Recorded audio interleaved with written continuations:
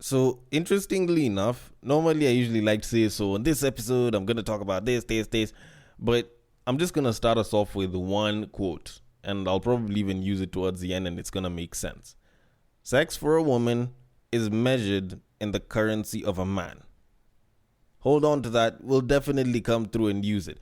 But before I get into anything that relates to that, let me just start off with a very interesting story that I saw. Now, a South Korean woman has spent about $60,000 on surgeries just to look like Kim K, and she quote unquote doesn't regret it. Like, let me just get this straight, all right? You can idolize so many things. You can idolize how somebody looks in terms of their style. You can idolize the kind of body that they have as a result of working out. And, you can even idolize how someone looks, but at least you kind of look at some things and you're like, there's some things that I can get and there's some things that I shouldn't get. But you're telling me that a woman in one of the cosmetic capitals of the world decided, you know what, fuck all this shit. I am going to go through a knife just to look like the person that I idolize?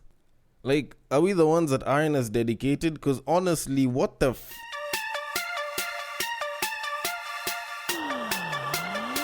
Get ready for the battle of the sexes.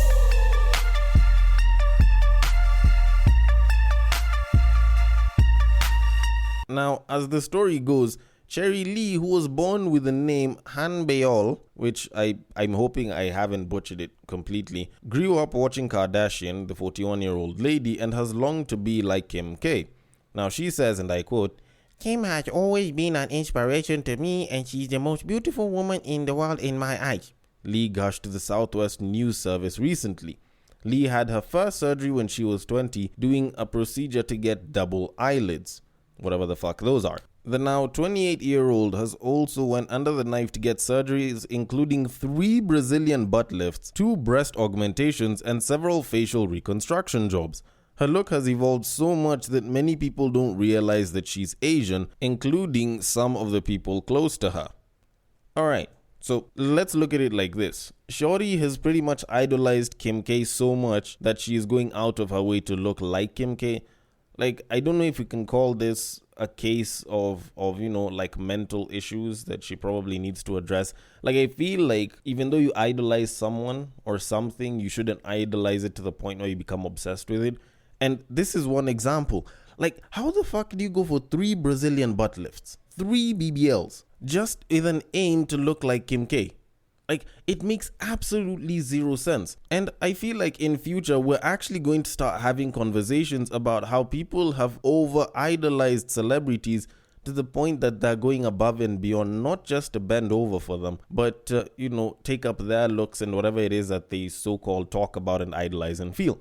Because let's be very honest, in as much as these celebrities look so good on TV and they look like they're these, symbols of like absolute beauty and some of the stuff that they represent, even they know that they don't look that good. Like, no matter how good looking Kim K is, even she knows that she doesn't look as good as the pictures that are on her IG make her look. That she doesn't look as good as the pictures that'll be taken from a red carpet would make her look. Because the reality of it is, editing happens. Like, people do so much editing nowadays to make themselves look really, really good.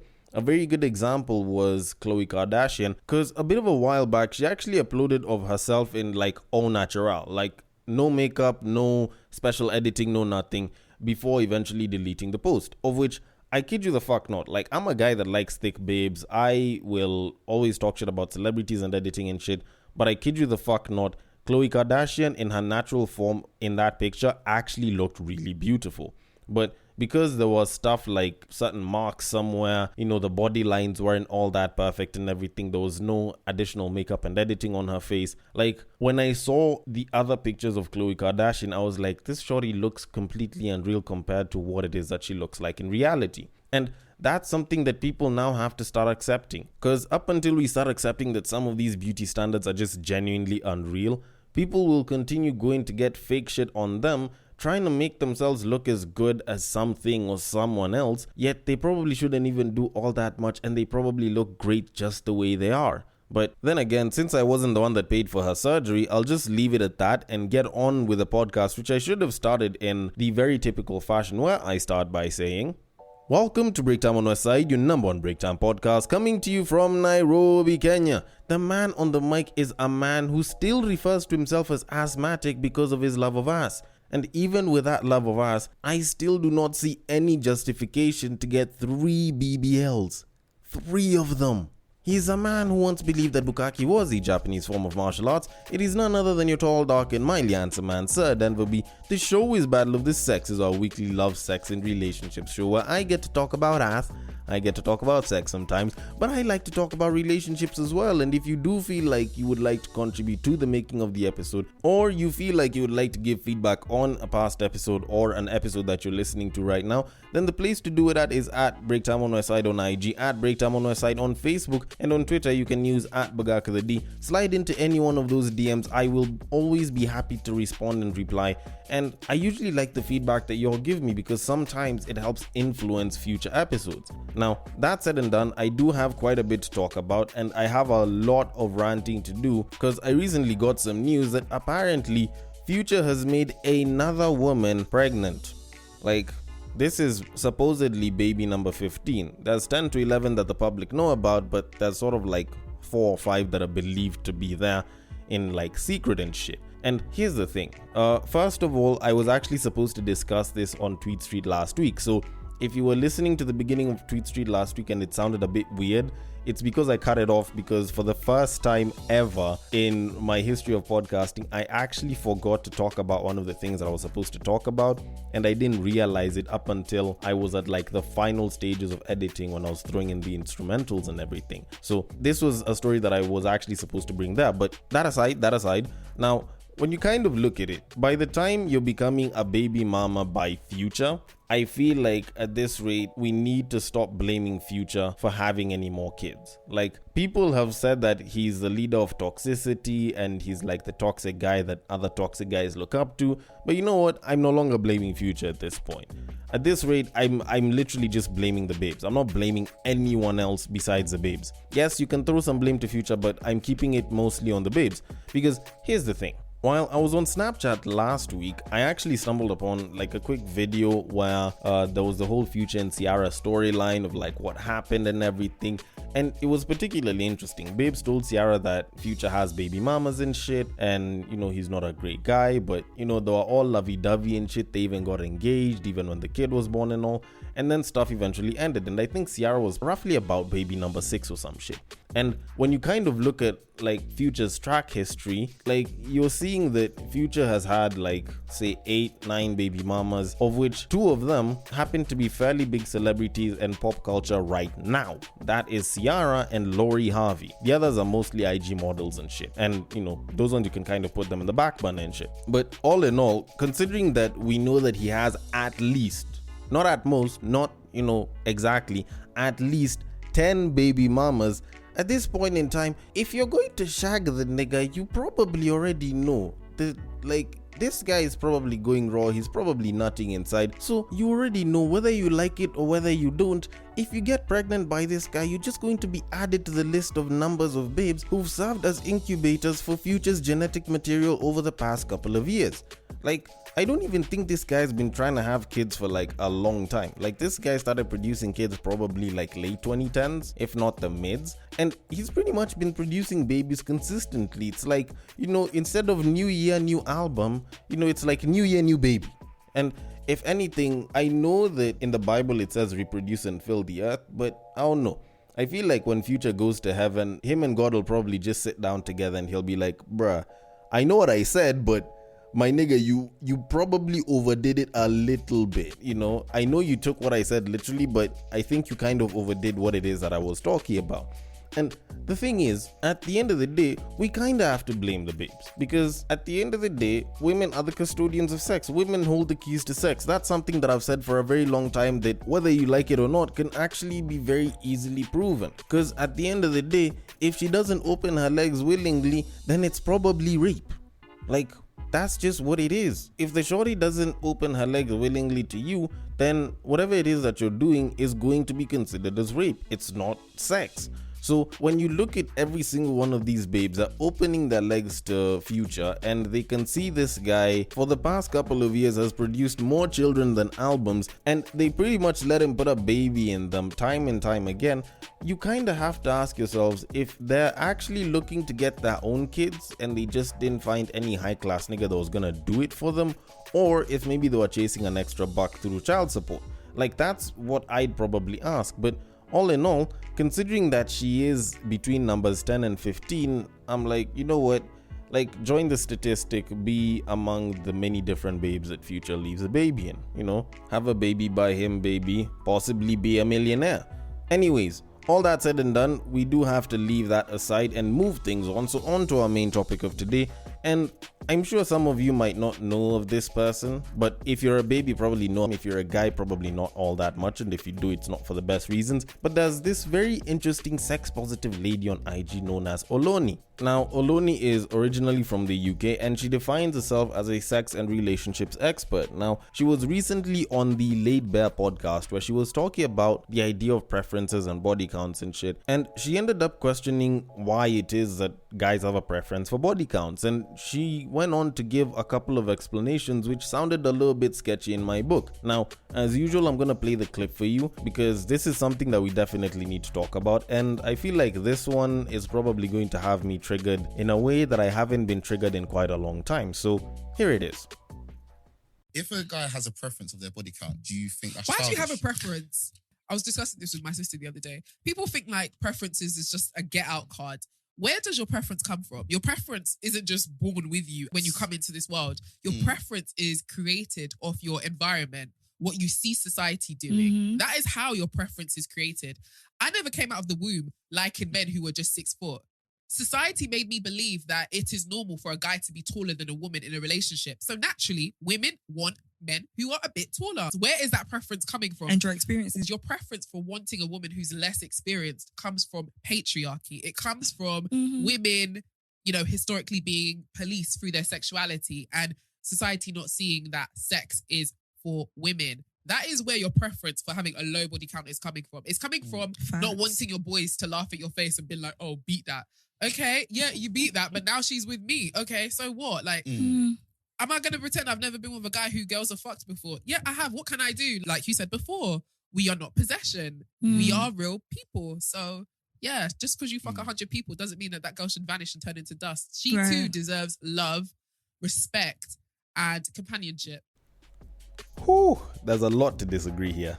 There is so much to disagree on here. I am even thinking that I won't have enough time to disagree with every single thing that I feel like I disagree on. Like, does that make sense? Like, first of all, like, I'll even try and nitpick on like one of the tinier things. Sex is for women. Actually, weirdly enough, sex is actually for both men and women. Like, you could have gone with that and it could have worked in your favor, but not too much. But anyways, that aside, I have quite a lot that I want to say about this, and I feel like I really want to go off. But even before I do, I want to give Oloni the chance to talk about stuff the way she properly intended to, because it seems like a bunch of different people, more so guys, were in her comment section and she didn't really like some of the feedback. So she said, and I quote, "So many men choosing to skip past my point, and it's because it doesn't benefit you, because life does. I mentioned height as an example of how our quote-unquote preferences are not just preferences we're born with, but ideas we've been wired and socialized to believe and like. I could have mentioned the obsession people have with colorism and where that's rooted in. These are not the things you prefer, but what you've been influenced by. There is no bigger and dangerous influence than patriarchy." End quote. I like this quite a bit, because she even sort of made this an entire thing that, you know, she decided to get behind. And as someone who's, you know, a sex positive woman who pushes sex positivity and sexual liberation for women, I can get why she can stand behind babes who have high body counts. The only problem is I don't see why the hell she was bringing up the whole patriarchy thing. Because not only does that argument sort of fall flat in her face, but it doesn't even help her in any way whatsoever. But weirdly enough, like, I'm even going to start by just pointing out the weirdness in her double standard when she was talking about preferences, because this guy just starts by talking about, if a guy prefers a woman with a low body count, and she pretty much just goes off on this entire thing, and she's pretty much just judging guys saying, why should you prefer a woman with a low body count, blah blah blah, it's patriarchy. Those are preferences that were brought to you by society. It's not like you were born with them. But she goes on to talk about her liking of tall men, which in no way has been termed as a bad preference, which in no way has she sort of shunned and sort of called like a bad thing. And she pretty much uses it and continues talking as though her judging of body counts and a preference for body counts is still supposedly a bad thing. And she sort of makes it seem like it's like a society thing and you ended up learning it, of which, first of all, a preference for tall guys actually isn't even a social thing. It's in terms of like biology and like natural selection and shit. So that seemed particularly weird, of which, even back to the whole like natural and genetic thing with like tallness, in her comments she mentioned how she didn't use colorism, of which that was probably the best card that she'd have pulled at that point. Like, colorism would have worked a hell of a lot better than a liking for tall men, because when you kind of look through history, a liking for bigger, stronger, faster men has actually been a thing that women have wanted. Like, that was what was there during Neanderthal times when, a lot of people were still in the hunting and gathering stages and war was fairly common between humans before like modern civilization became a thing. Smarter men started becoming a little bit more interesting and attractive when brains were a little bit more preferred than, the size and everything. When you kind of look at it, tall guys have always sort of been looked at as like an attractive thing for babes, because to some degree, a large number of babes talk about how they want to feel small. They want to be with a guy that is bigger than them, that is possibly more protective with them, because they're safer. And even back in the day, they were seen as stronger, they were seen as, bigger and thus more intimidating, and were also believed to see further ahead, which could help in terms of spotting enemies and shit. Like, there's a lot of like historic reason for the desire of taller men, and even on a genetic and on a biological side it makes sense. So that wasn't a particularly good thing. If she'd have brought up colorism, it would have actually made more sense. Like, colorism would have worked better than taller men, because colorism is a preference for color which you can base off of the bias based off of things like colonialism or, white people and the marketing that they did way back in the day, and how they sort of always promoted, a whiter, slimmer lady as better than like a darker person and shit. Like, that one would have made sense because there's marketing and there's like a lot of talk that's been behind all of that, and it's made sense. So colorism would have actually worked better for what it was that she was trying to say. And that sort of fell flat in its face. Then on top of that, there's the whole talk of patriarchy. Like, she talks about how the enemy is the patriarchy and the patriarchy does blah blah blah. But you kind of think about it, if there is a patriarchy, if there was a patriarchy of any sense, then it would still fall flat on its face, because when you look at the historically great men, it's not like they were all particularly tall people.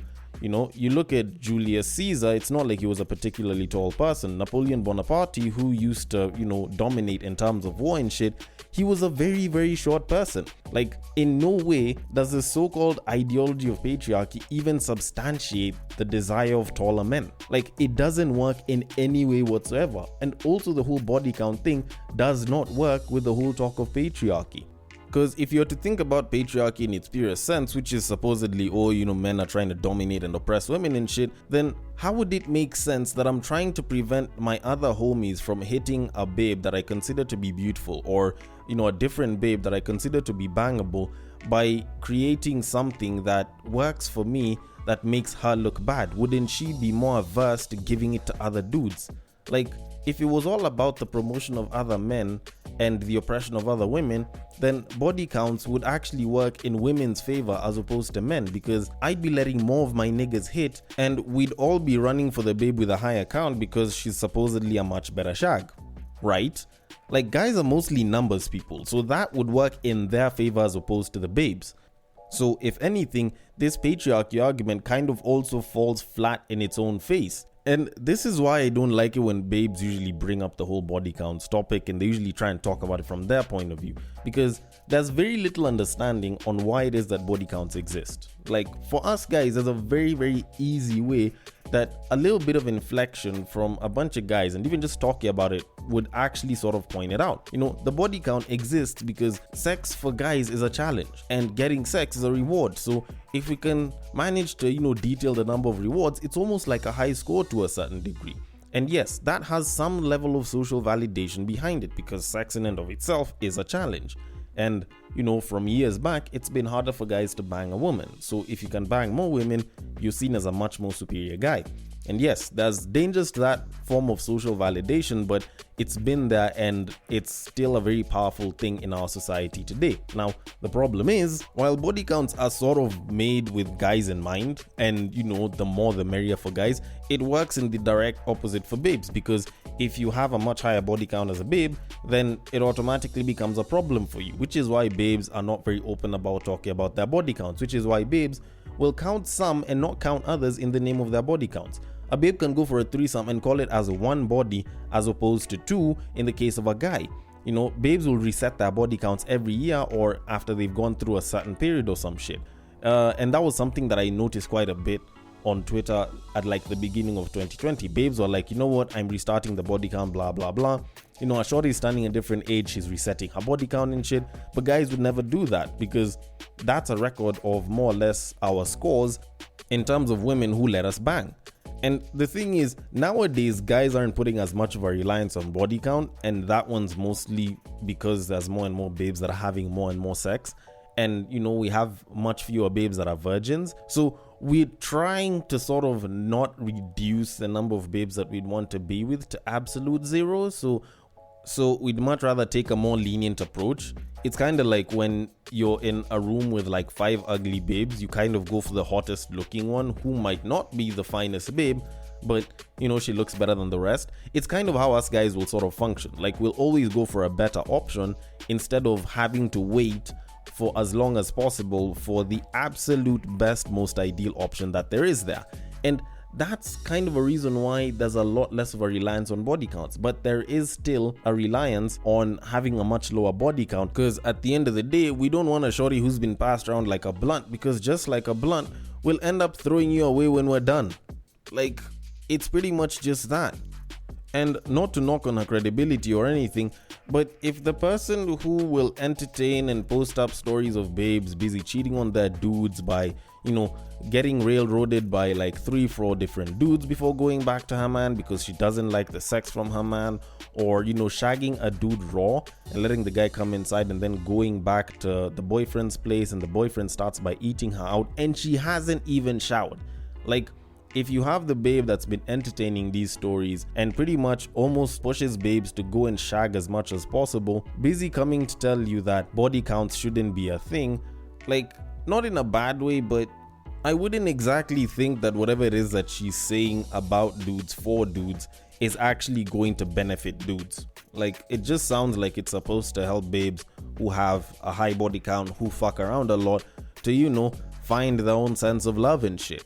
And to kind of conclude all of this, let me just say this. Yes, maybe virginity and the body count is a social construct. Yes, that I will not run away from.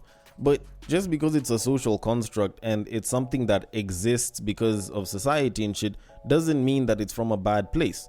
And I don't think there's anything particularly wrong with the majority of men, or at least, a bunch of us guys, preferring a certain level of exclusivity and sexual purity over quite a number of things.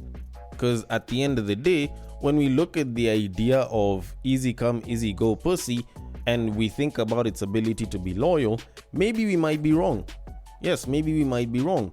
But it's sort of the same exact way you guys and your preference of facial hair or height or some shit, even though it might seem like it's a hotter thing or it makes for a man look, it doesn't necessarily mean that they'll be that much better as people who are shorter or have less facial hair.